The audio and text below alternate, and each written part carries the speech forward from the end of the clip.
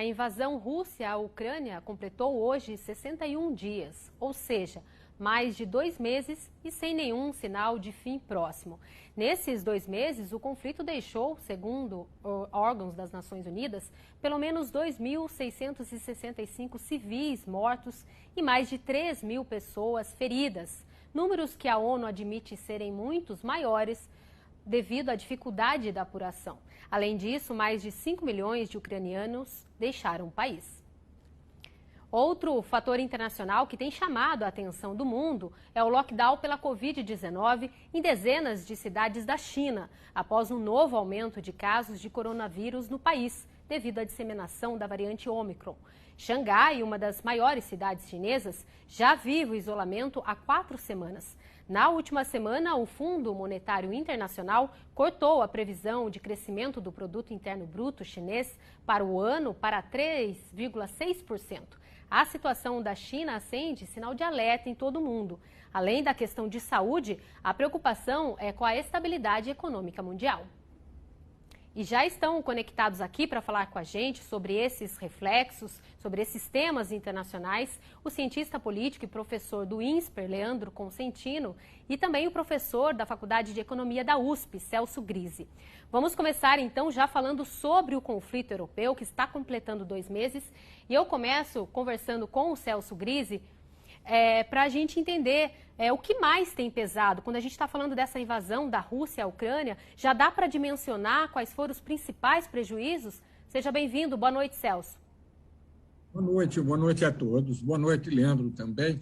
Olha, os grandes prejuízos que nós estamos tendo na economia mundial e que se reflete para o Brasil é a alta dos preços internacionais em função das altas das commodities agrícolas, das commodities metálicas também, onde eles são grandes produtores, e, por fim, das commodities ligadas à energia, né? Então, tudo isso pressiona preços que vêm cair no nosso colo aqui. Particularmente para o agronegócio brasileiro, nós temos aí uma alta de custo muito elevada em função dessas altas de preços, que são produtos que compõem o custo do agronegócio brasileiro. Então, nós temos que estar muito alerta na administração destes custos para que possamos, de fato, conservar as nossas margens de lucro e conseguir os nossos preços mais altos possíveis lá fora. Agora vou passar então para o Leandro. Queria entender como as grandes economias já continuam reagindo e o que tem travado as negociações de paz, Leandro. Seja bem-vindo, boa noite. Boa noite, Flávia, boa noite, professor Grise, e a todos os telespectadores do Rural Notícias. De fato, a gente tem aí um impasse, né? Um momento de impasse entre a Rússia e a Ucrânia que dificilmente vai ser dirimido aí no curto prazo, né? A gente tem aí dos dois lados demandas que são praticamente irreconciliáveis. A gente tem um momento do que a gente chama de guerra de atrito, quer dizer, nenhum dos dois lados se move, e isso trava fundamentalmente as negociações de paz e faz com que as economias, que, como o professor Grise bem sabe, são avessas à ideia de incerteza, né, que estão presentes aí nesse conflito, elas acabam sofrendo fortemente os impactos desse conflito. E agora, ainda falando sobre o conflito europeu, quero continuar com o Grise. Queria que você avaliasse para a gente o reflexo aqui no mercado interno. Como que a gente pode pontuar os prós e contras para a economia brasileira? Interessante, há um efeito ambíguo nisso tudo, não é? Porque os preços das commodities no mercado internacional, embora as oscilações mais recentes mostrem alguma queda, o fato é que os preços estão muito elevados. E isso traz para o Brasil uma expectativa de uma balança comercial mais rica, mais positiva, né?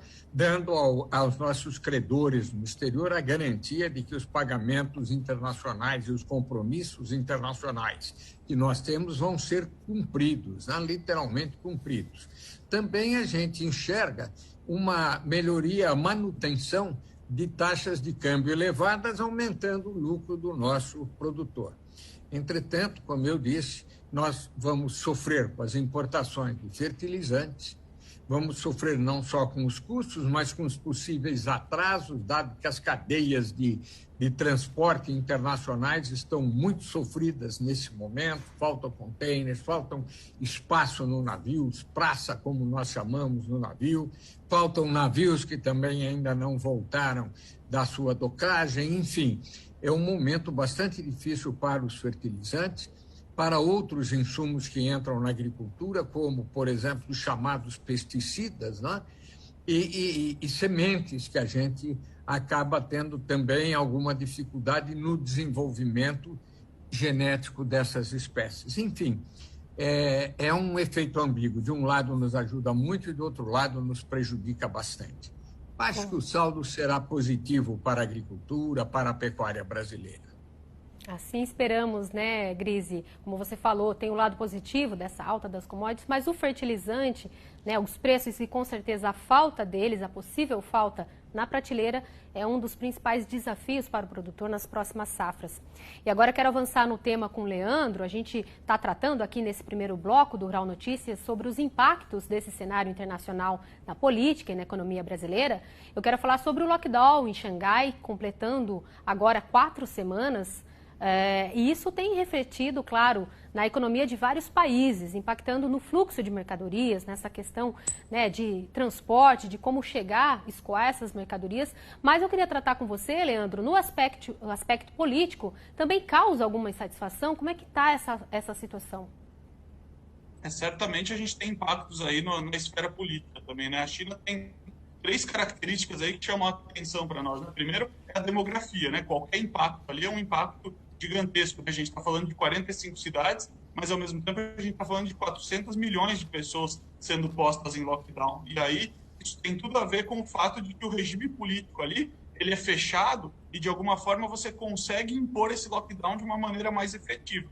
Por outro lado, ele também causa o problema para nós de sabermos o que realmente está acontecendo na China nesse momento, né? Um regime político da natureza que é o chinês não permite transparência. Nós não sabemos, de fato, a extensão disso, e a gente já assistiu esse filme, né? A primeira onda de Covid que teve ali em Wuhan foi claramente, enfim, escondida de todos nós, e aí gerou os impactos que a gente já conhece. Então, o perigo mora aí, né? No fato da gente não ter transparência, não ter informação com respeito a tudo isso de uma maneira clara.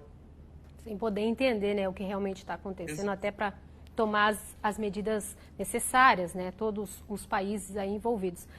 Agora, Grise, como que você enxerga, professor, nessa situação da China, esse protocolo de Covid-0? Você acha que a economia do país vai suportar a longo prazo, a médio prazo? Não vai. Ele tem que, de alguma forma, aumentar sua vacinação e conseguir relaxar um protocolo tão forte, sanitário tão forte com a sua população. Vamos lembrar que esse Covid atingiu muito fortemente a região de Xangai, que é um centro industrial, comercial e, sobretudo, financeiro da China. Portanto, imobilizar esses 3 campos de atividade econômica seria fatal para a China, seria fatal para a sua inflação, seria fatal para o seu PIB, isso reduziria muito a produção de riqueza nacional chinesa e isso agravaria as relações ainda mais que ela mantém com os Estados Unidos e com outros países do Ocidente. Acho muito perigoso isso tudo. Tá certo, e agora eu quero aproveitar aqui os nossos convidados de hoje do Rural Notícias e tratar de outro fato importante no cenário político internacional, que foi a reeleição de Emmanuel Macron, presidente da França. Macron derrotou a candidata de extrema-direita, Marine Le Pen, com 58,54% dos votos. E eu começo agora então com o Grise. Quero entender se o Macron, novamente à frente do governo francês, professor, traz algum impacto para a economia aqui do Brasil. A gente já vinha nesse cenário, mas o que pode mudar daqui para frente? Bom, o discurso dele marca claramente as linhas que ele vai seguir e as consequências para o Brasil.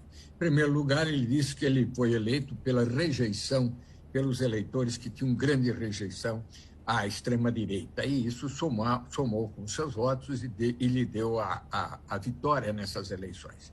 Mas a segunda coisa que ele acentuou neste discurso, é que ele vai cuidar do meio ambiente. O meio ambiente é uma prioridade muito forte para ele e uma aspiração da população francesa.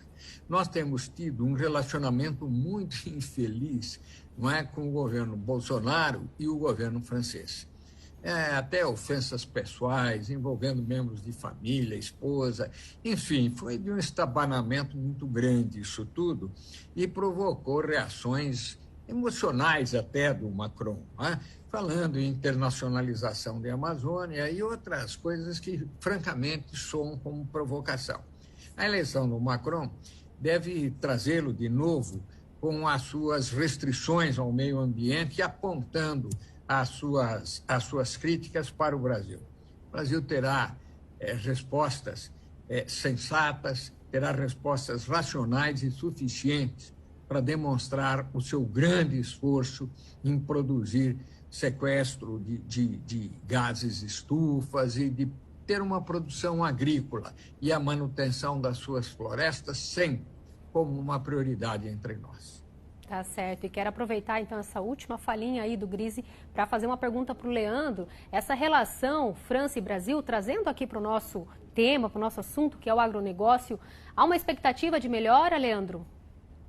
Eu acho que há uma expectativa na medida em que os players consigam conversar, consigam dialogar sobre os pontos de interesse. Como o professor Grise bem destacou, não tem sido uma relação tão fácil e, diante dessas trocas aí de elogios, vamos chamar assim, né, destinadas de um lado ao outro, isso não melhorou de nenhuma maneira. A gente tem que ver também o que vai ser do Brasil depois das eleições de outubro. Então, é importante também entender que Brasil nós teremos ano que vem para ver como que ele vai se relacionar com a França a partir de 2023. Tá certo. Eu quero agradecer demais a presença de vocês aqui, a participação com a gente, os professores, Leandro Consentino e Celso Grise. Obrigada pela participação, pela contribuição aqui com a gente no Rural Notícias. Boa noite. Eu fiquei muito feliz com isso e mais feliz de ter esse contato com o Leandro, com essas observações tão próprias que ele fez. Parabéns, viu, Leandro? Eu que agradeço também, então é um prazer ter aqui o professor Grise, que eu pude assistir várias palestras quando estudava na USP também, e é uma honra e um prazer estar aqui com vocês. Muito obrigado.